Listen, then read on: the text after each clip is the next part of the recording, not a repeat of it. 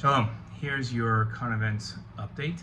We're going to focus on one issue, which is the reports that came out today of famine in Gaza.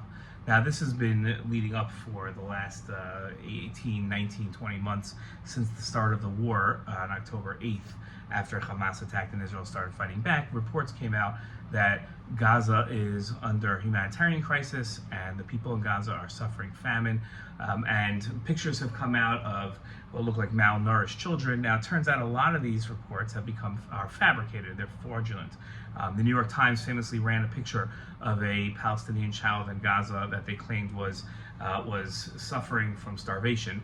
It turned out that they had a congenital heart disease, and that's what was causing them. And that the New York Times cropped the picture to take out the child's sibling, who was perfectly healthy, and the child's overweight mother, who was clearly not suffering from any form of starvation. So a lot of the accusations of starvation and humanitarian crisis are denied by Israel and populated by either non-government organizations that are saying that there is starvation, there is famine, and not one thing is clear is that there are no validated reports. Now, there's tons of people claiming, but there's no validated reports of anybody in the last 2 years dying of starvation in Gaza. Anytime you'd expect that there's a humanitarian crisis or there's wide-ranging famine, you would expect that there would be people that would die of starvation. Israel claims, and there are facts that back this up, that it has been putting more aid into Gaza than in any other time in world history, that an enemy has been fighting against its enemy in a war and has provided the people of its enemy with food. And it shows through statistics.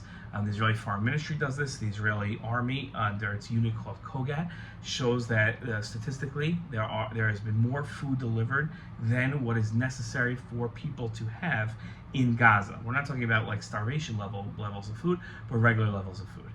The question that you should ask as an Israel advocate is, how can I best make sure that my elected officials have the correct information to make sure they understand that the fraudulent claims of famine and starvation and humanitarian crisis are not actually true? That's the question for you.